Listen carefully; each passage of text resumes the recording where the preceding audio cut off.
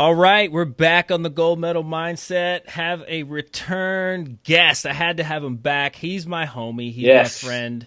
We're partners in crime as it is, and as you know, IPD is a sponsor of Gold Medal Mindset. We both deliver this high-powered seminar. And I just been watching my man Clarence Lee do a lot of stuff online, some Facebook Lives, some fun Instagram stuff.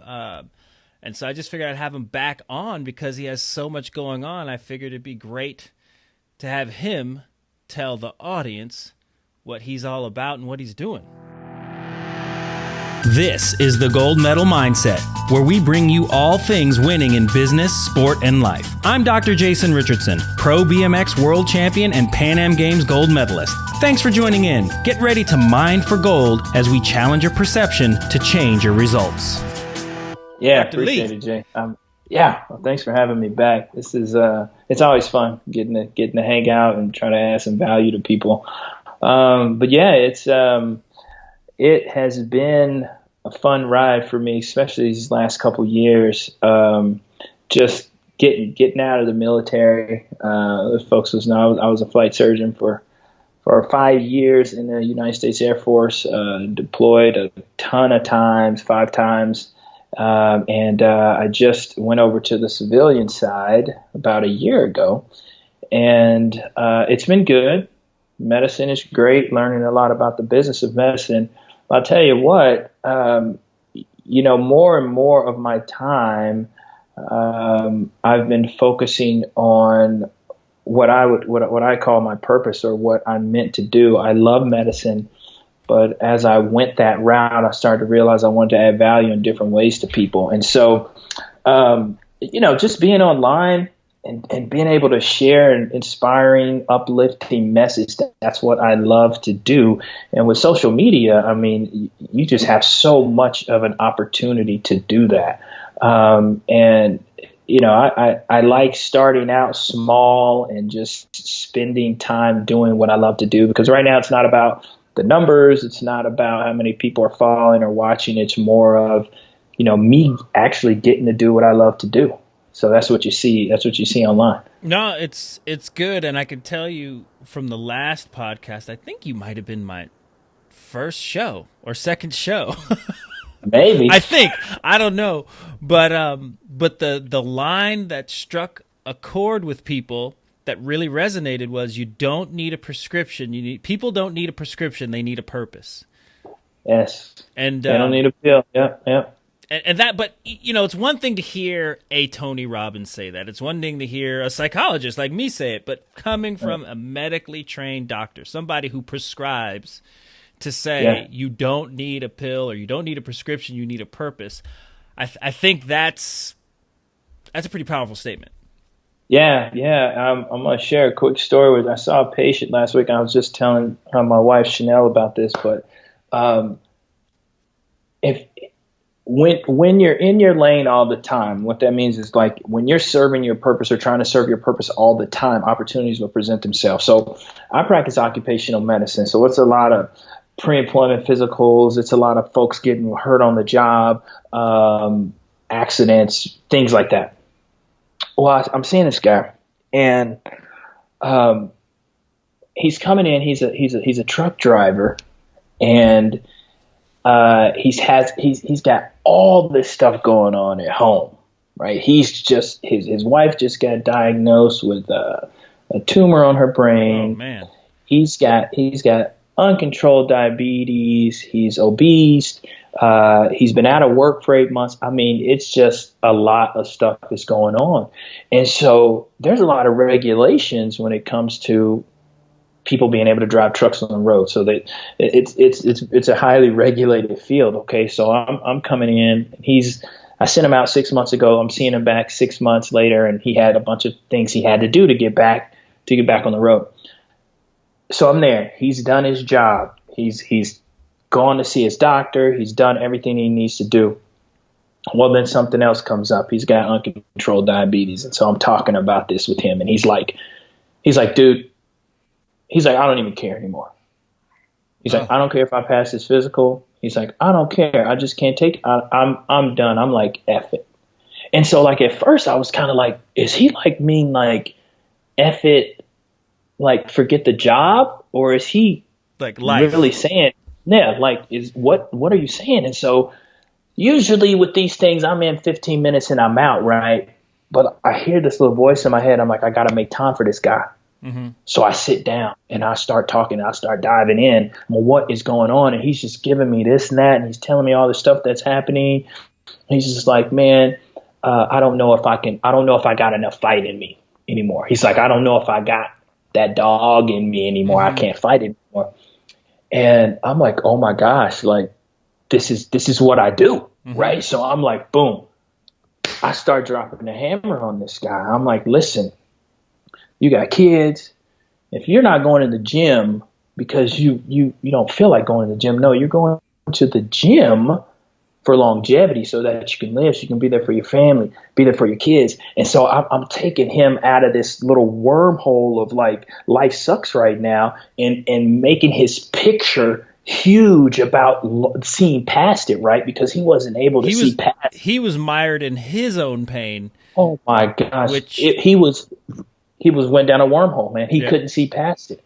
And so my conversation is elevating past this moment. You're going to get past this moment. This isn't everything. Look and see what's in the future. What is your purpose? You're not just driving this truck to make money. Why are you doing everything that you do? You got a family, you got kids. And he starts talking about his son. His son just graduated. But you know what, man? It was the best patient visit I've had in since medical school and all my training. It was an amazing time. But the moral of the story for me was, one, you always have to be looking to serve your purpose. So that where our conversation went was not what he was there for, right? But the opportunity presented itself. I'm in tune with my purpose. I know that I help people find their purpose. I'm in tune with that. And I make time for that, man. So it ended up being great. It blessed me so much, man. I came home and told my wife, you know, this is what I do, and I had an opportunity to do it. And so it's that kind of sums up what I'm trying to do online, man. So that dude he was expecting a prescription and to basically bellyache a little bit, and he came to the wrong person. Oh my goodness! You lit him up. I lit him up. Like I was like, I can't, you know, because usually it's like, well, I don't know if he's gonna take this the wrong way, or I don't know if he's gonna. But man, I was just like, no bars, gloves off. He needs to hear this. I'm going in on this guy. And you know, the amazing thing was he ended up asking me what my purpose was, and so boom, I lit up talking about why I do what I do and why I feel called to do this. And when I got ready to leave, man, he just said thank you, man. Nice. He was just like, thank you for spending the time and sharing your story with me. I really appreciate it. I just told him stay up. He's like, yeah, I'm gonna stay up. And I'm like, boom, that's it. That's it. That's it. Yeah, that's it. That's it. Yeah, you know, it's funny, and I'm gonna bring it up because you do work a day job. You know, you're at the occupational health clinic.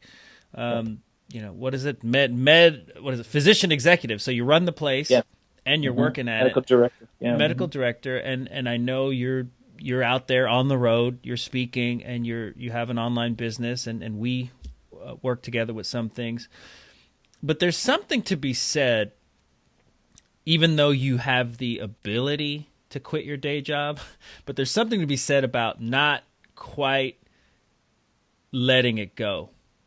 And the reason why I say that is because of these opportunities, because I think because there's so many in the coaching profession, and I'm using air quotes, that and there are a lot of great coaches, don't get me wrong, but they don't have the deep training that someone like you or I may have, and they don't, and it doesn't require like it requires more than just a time management worksheet or some kind of surface conversation or pat on the back.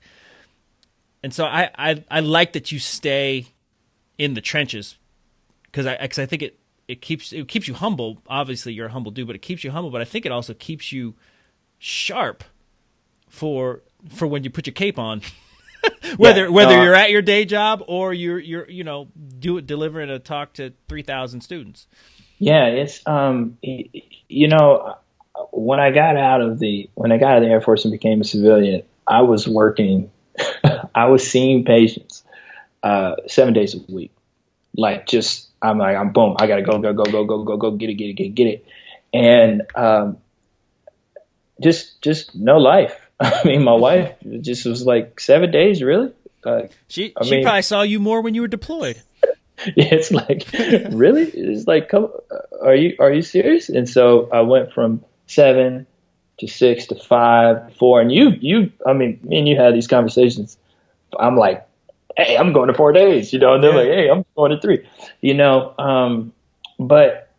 And here's the thing, when because I'm in a position of leadership and I've got people looking toward me and I kind of set the tone of how we work in the place. It's really, really enjoyable to lead, man. I really, really like leading, and there's a lot of young MAs that are there. There's a lot of young folks that are trying to figure out what they want to do. And, every single day, if you talk to anybody that works for me, every single day I'm encouraging people. That's what I'm there to do. Mm-hmm. And so a lot of the MAs, first thing when they come in, I go, what do you want to do? And what do you mean, Doc? What do you want to do with your life? Why are you alive? Mm-hmm. And then they go like, whoa. Wasn't expecting that. I'm just drinking my Starbucks right now. I just bet you I was going to present patient in room 2, and you talk about about why you're alive. So it's great, man. But it's just being on purpose all the time. And so I go there and I'm on the grind. I'm seeing patients and I got to get them in and get them out. But I'm just make time to serve my purpose while I'm there. So it's great leading, and it's a lot of young folks, and just get to encourage people, man. Unfortunately, people don't get encouraged as much as they need to be. I would agree with that. I do the same thing. I'm a clinical supervisor as well, so that means I go to it's actually a crisis house, but I've done clinical supervision for San Diego Center for Children as well, to where I basically supervise the work of pre-licensed psychologists and therapists and social workers, and sign off on some paperwork. But really the fun part for me is talking about life once they're licensed.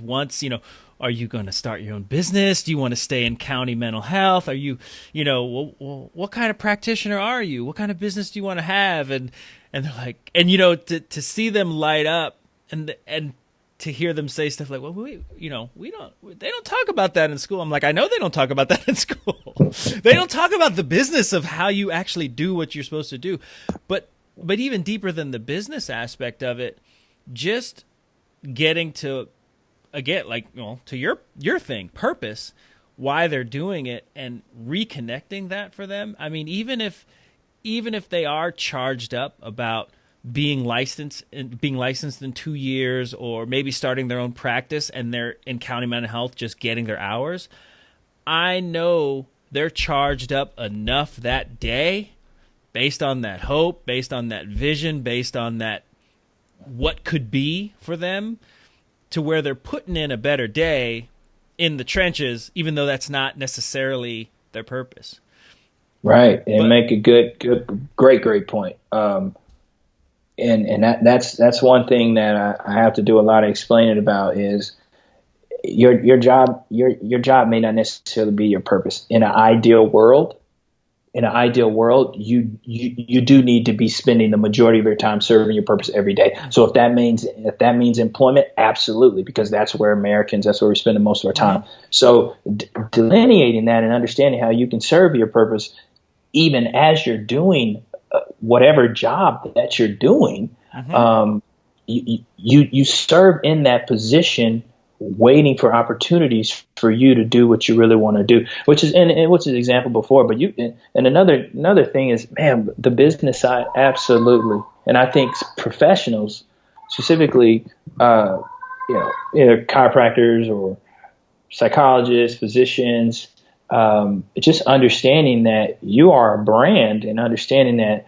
there's so many ways you can bring value to the marketplace. You don't just have to be in the patient room.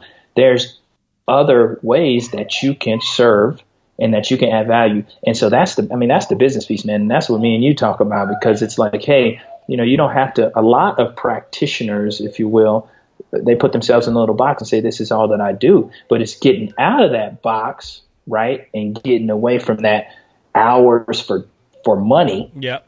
Where you're able to explode, right? And so where you're able to expand that reach and serve more of who you are, because it takes the ceiling off, right? When you're not trading time for money, it takes the ceiling off. And there's nothing wrong with selling time. I get that, but there's only so much you and there's only so much time. Well, if I'm capping, if I'm gonna cap myself with the hours I got, well, I'm capping the money I can make. I mean, it's like, I'm not gonna do that to myself. I mean, you know what I mean? Even with investments, I'm sleeping and I'm making money. Mm-hmm. So it's like, because abundance is there. So and we know that, but it's interesting to see when I talk to other providers, physicians specifically, and they're not doing anything else. Mm-hmm. And they're like, well, how do you have time to do all this stuff? I'm like, well, listen, man, I don't see myself just as this. And and I realized that, Jay, a year out of medical school, when I did my first talk. Dude, we always do this. Sorry, audience. You getting a window into how we talk. I hear you. I was in business school, and I was sitting in class going, you guys are teaching me how to work for somebody else. I couldn't believe it. And then I went and became Dr. Psychology, Dr. J. Rich, and I was in school thinking, hey, nobody here is telling me how the insurance game works. No one here is telling me how to market myself and to whom, or what are the rules around that based on my license. No one's telling me that. I mean, fortunate for that, I had a different background to ask those questions of myself, but anyways, tell your story. I'm going to give a talk at a school, and I've been speaking since 2009, 2010, and I take my white coat. And I'm at a high school, and I'm doing my talk in my white coat, and the white coat is like suffocating me. It's like all I'm thinking about is that I'm Dr. Lee, MD, surgery resident. Like, I could not break out of it. Right? It was the worst talk that I ever gave in my life. Wow. It was actually the catalyst. That that talk, my poor performance, it was the worst talk I ever gave in my life. That was the catalyst that said I was never going to waste the opportunity when I had an audience. I was going to give everything that I had, because I wasted that opportunity that day. But the moral of the story is, I knew that the MD, that the doctor role wasn't all that I was. Mm-hmm. And so I had to be me when I presented. And so the white coat it's gone, right? That's it. When I present, it's not on, right? I'm me. I got an MD. Yeah, I got an MBA. Yeah, I write a book. Yeah, I coach. Yeah, I do this. But look, listen, I'm me. Mm-hmm. Those are just ancillary things. You're Clarence Lee Jr. first, and all the other stuff is just stuff you do. It's just stuff you do. Yeah. And by the way, he talks about that white coat suffocating him, but here it is on a Sunday. It's 5:15 p.m., and this fool has got a white button-up shirt, and it looks about as crisp as all get out. So don't let him fool you. He does have the wardrobe, and I don't think do you own a T-shirt? Look, I don't. Yes, I do. Several, but. Yeah, well, I mean, that's cool. That's how you roll. I like fashion. I do too. I like putting a little thought into it every now and then. Man, I have a good time. And it's appreciated. So I'm glad you brought that up, though, because I wrote on my notes as we were talking bandwidth. and you were talking how you worked 7 days a week when you got out of the military, and then down to 6, 5, 4. And so here you are, physician executive, you're running a clinic, and you're providing enough value for this clinic, meaning you get good service and they're making money, to where you're going to go to 3 days. And so there's a lot of people who listen to this show, and they ask me too, how do you do it all? Or, man, you have a lot going on. How do you juggle? And I don't think it's a matter of how. I think it has more to do with like priorities, but the word that came up for me was bandwidth. So if you can just speak on that. You kind of alluded to it, but speak directly on that. That would be great. I'm going to give you an example. We talked about this before we started recording, but I'll give you an example. I go to bed. On an ideal day, I go to bed at 8:30, 9 o'clock. And the reason why I go to bed is because in my ideal day, I'll wake up at 4:30. Why do I want to wake up that early? It's because I'm getting things done while everyone in my house is asleep. I got kids.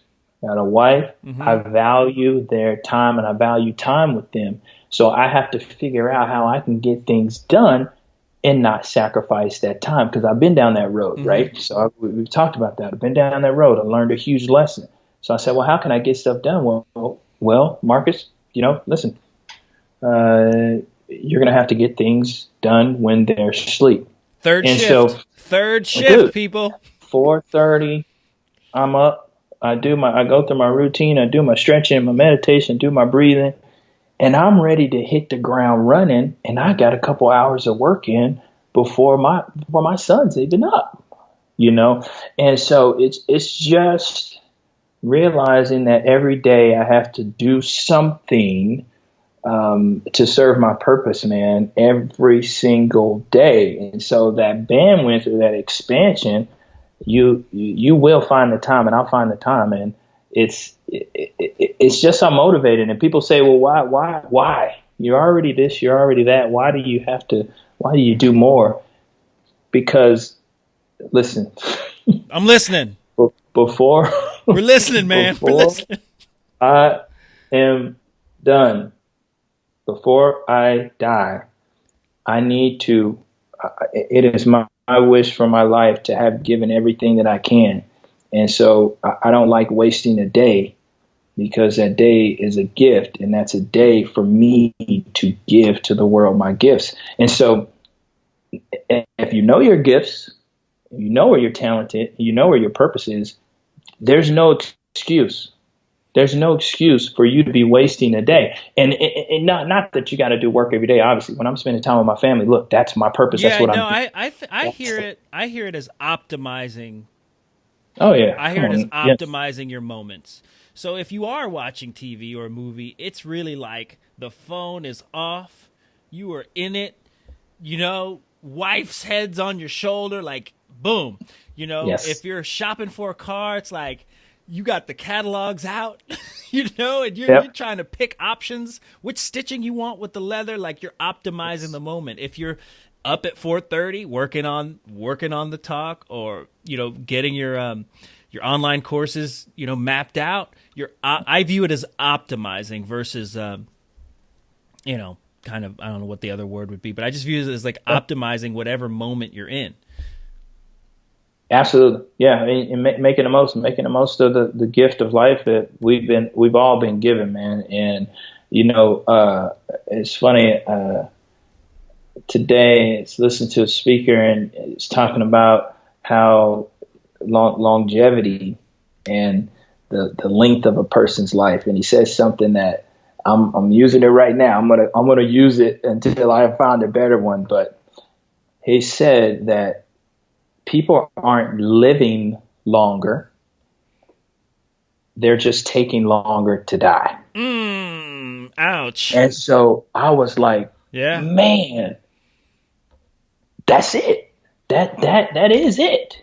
Because living is a lot different than just existing, right? And so I think for people to be lit up and to be on fire about what they're doing, and to be really feel like they're living, then they have to be serving in some area that really means something to them. And doing that every day, You can lay your head down at night and sleep and say, hey, I gave it my best today. I gave the world my gifts. I made somebody's life better. I'm gonna take some my 8 hours and I'm gonna get back to it. Right, in the AM. So I'm opposite. I usually go. I go in spurts. Sometimes I wake up early and get stuff done. But I usually, when the kids go down and the house is quiet at night, that's when I turn up. That's when I turn up the juice. So I'm in bed at like 12 or 1, and then up at like 6:30. But I've flipped both ends. But the bottom line, and this is what I tell people: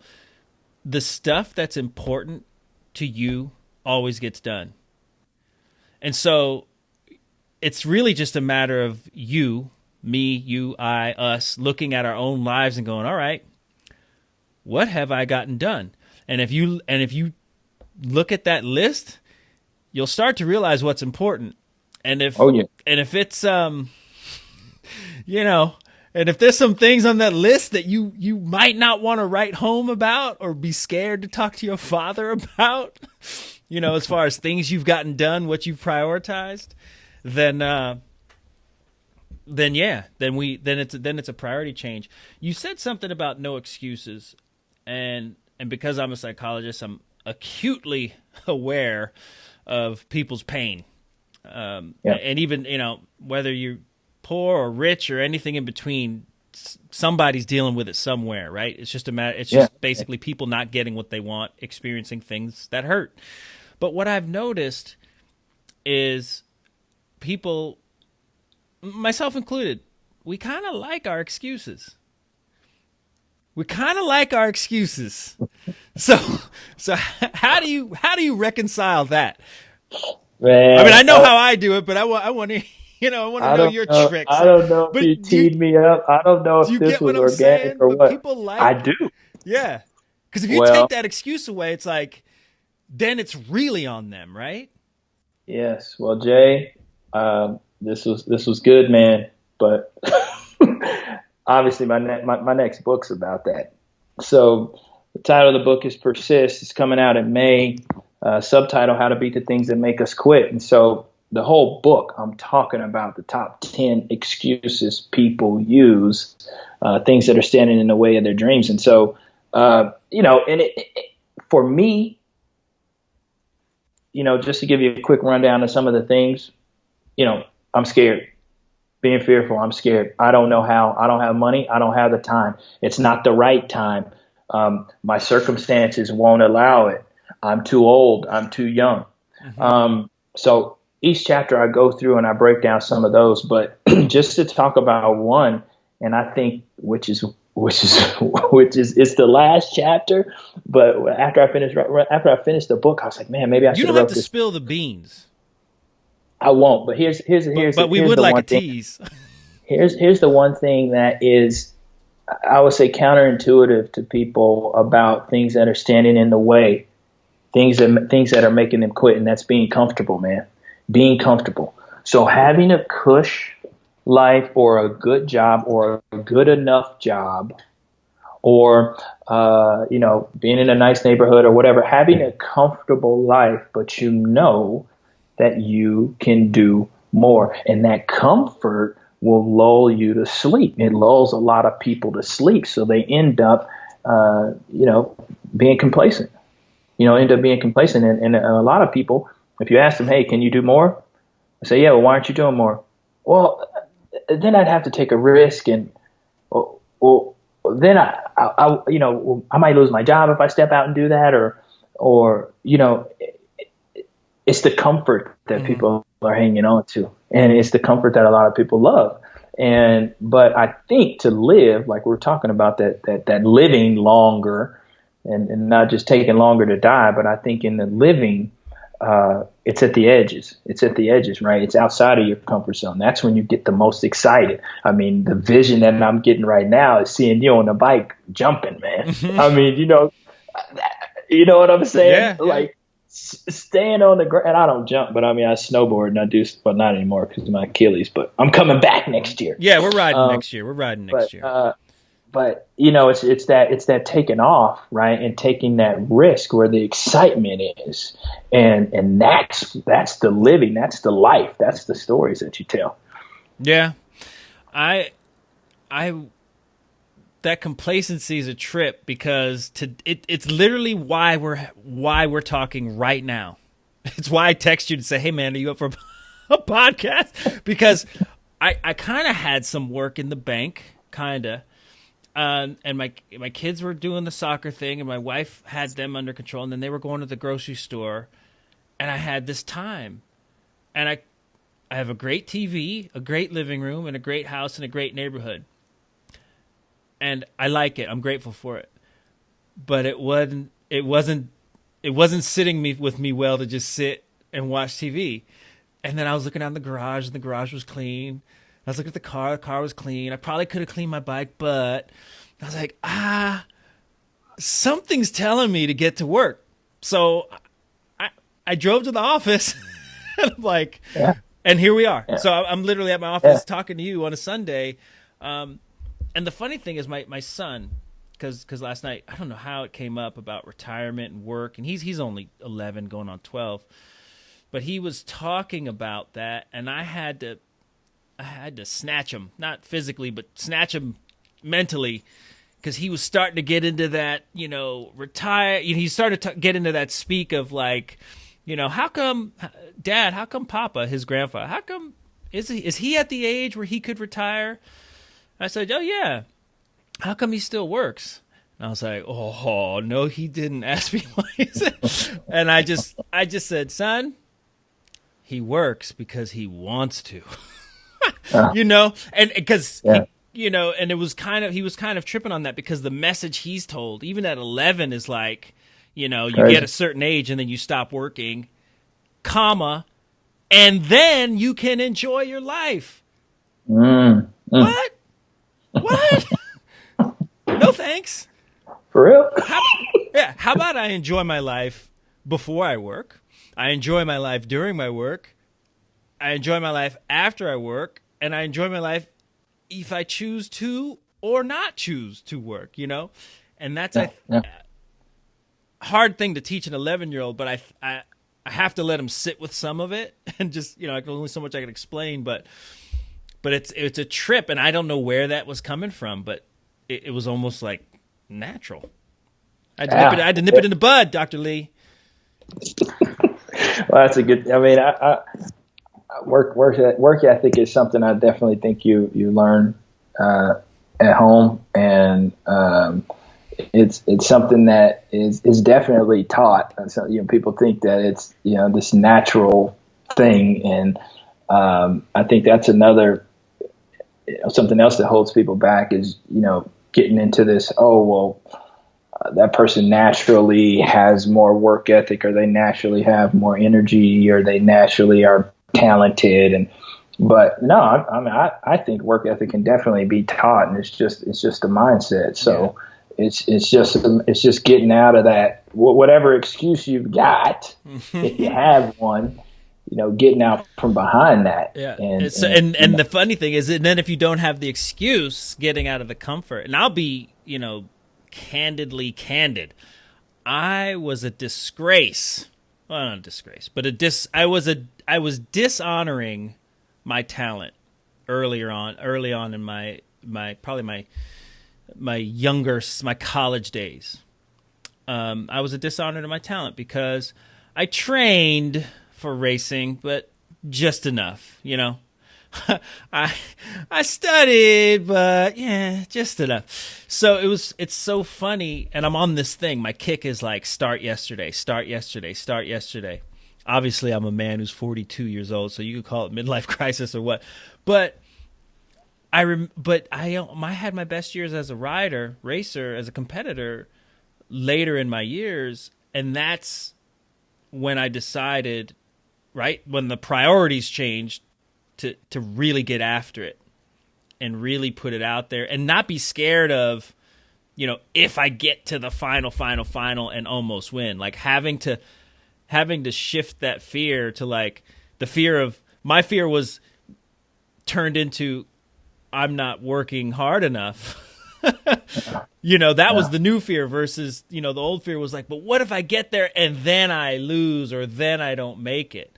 That was the tough conversation I had with myself. And I think I think people have that, I don't want to say have that conversation, but I think that's kind of the thing too, like that pain of I'm not going to even call it failure, but that pain of not meeting their goal, not hitting their target. Yeah.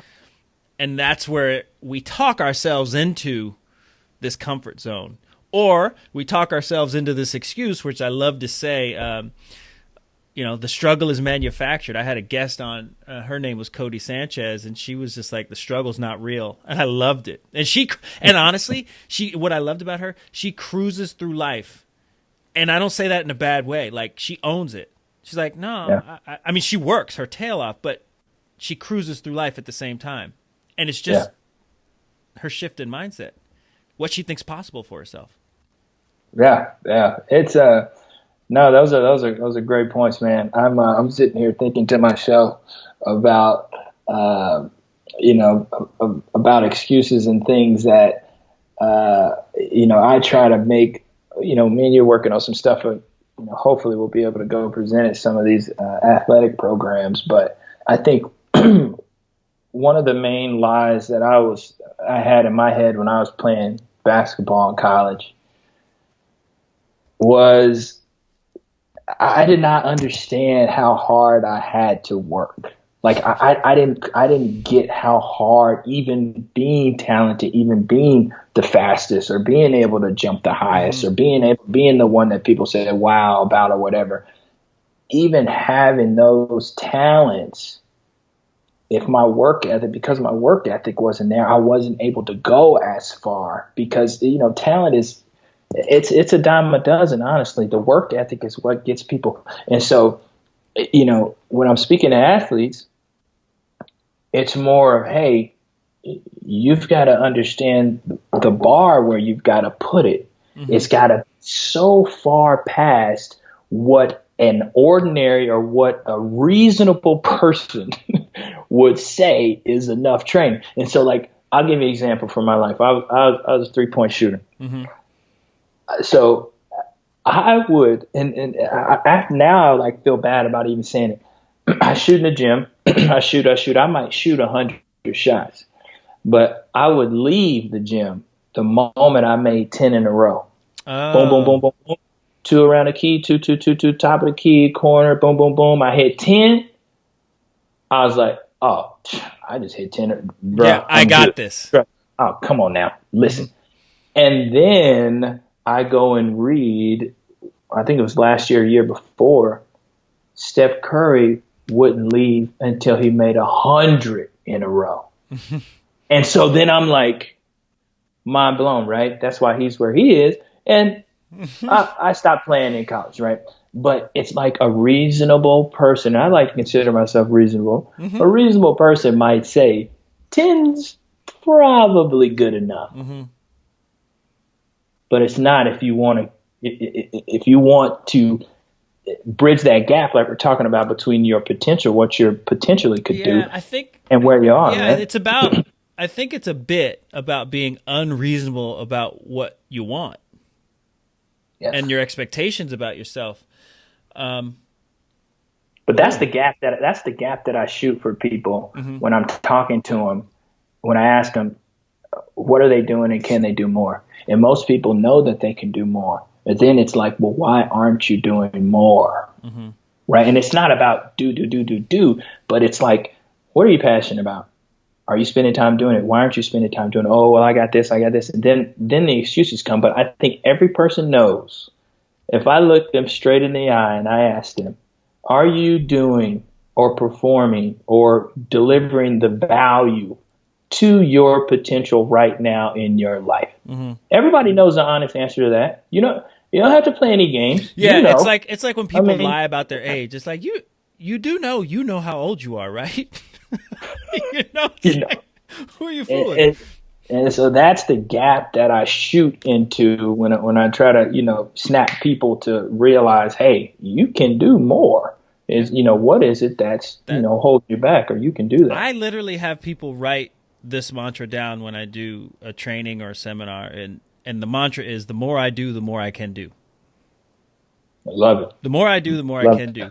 And the funny, you talked about talent, and you're right. There's a lot of talented people. I think that's the whole thing, right? People have talents. People have strengths.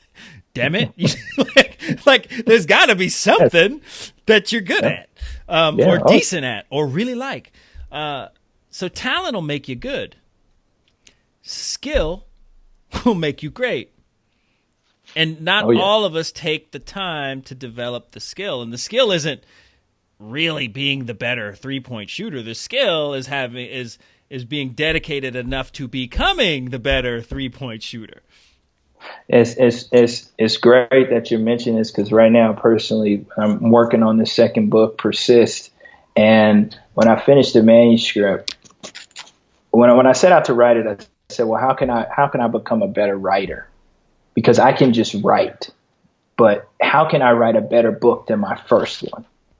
Mm-hmm. And so it's like, I'm a professional. I don't have to spend this time doing all this. It would be fine if I put out another book. People aren't going to, but it's like, no, like I want to improve. Yeah. I want to improve. I've already written. I want to continue to improve. And so,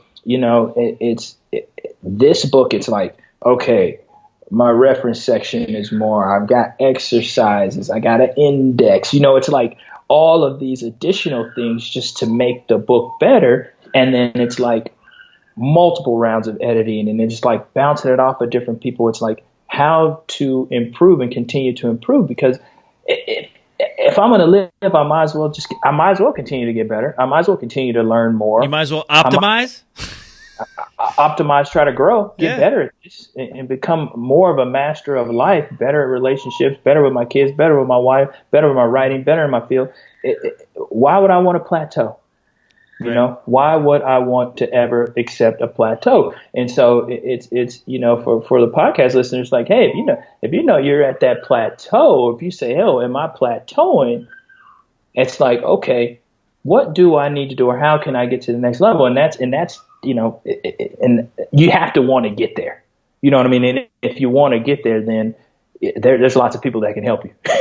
Jay Rich is the man, but absolutely. I mean, there's people that will help you get there, but you got to want it, Mm-hmm. Yeah.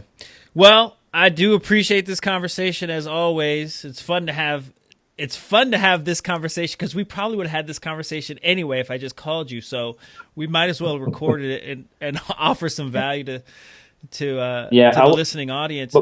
Before we get off, man, and I want to make sure that I offer some stuff for your listeners, man. I talked about my course, man, the Purpose Focus Formula course, which talk about purposefulness. I've got it up on the website right now for $97. I want to give half off for your listeners, man. We'll figure out how we can do that, but the course is for somebody that's, hey, maybe in a job or something, you don't realize that how you're serving your purpose every day, and the course is all about that. So, and that's give them the website.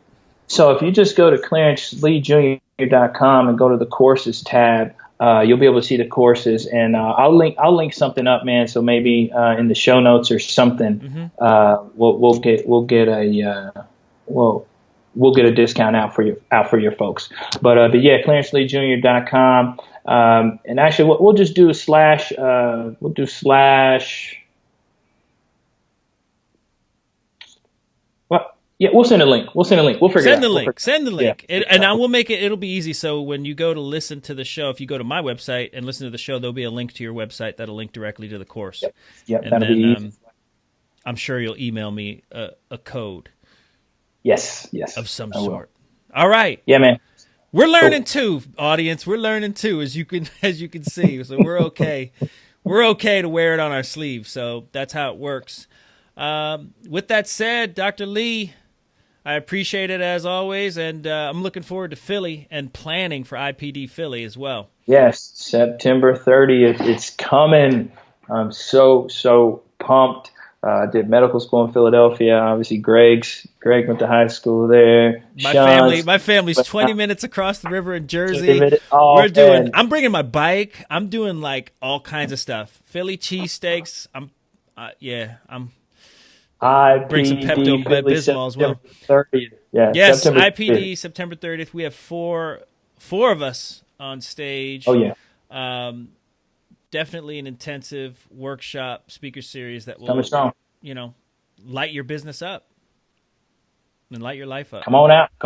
We want to connect. Come on out. It's gonna be a good time. So I'm definitely excited. And IPD is just for folks that are trying to go to the next level. Everything we're talking about here: impact, purpose, and destiny. Making an impact right where you're at, serving your purpose, and creating that life that you want. It's possible for everybody. Ownership. Love it. All right, man. Well, I heard some kids in the background, so I appreciate you taking the time out to optimize this 45 minutes, but I'll let you get back to your family. And I know you're going to be in bed in like 2 hours anyway. So yeah, man, it's almost time. All right. Well, we'll talk. Take care. All right, bro. Always good time. Later. Peace. Thanks for taking the time to mine for gold on the Gold Medal Mindset podcast. Let's keep the conversation going on Twitter at RealDrJRich or on the web at drjasonrichardson.com. That's drjasonrichardson.com. Take care and have a great day. Gold Medal Mindset is brought to you courtesy of IPD Seminars, motivating the motivated with a 6-hour intensive training from leaders in business, sport, and life. Make an impact, live with purpose, and fulfill your destiny. Learn the mindset and best practices to crush any limit. Visit IPDseminars.com for more information.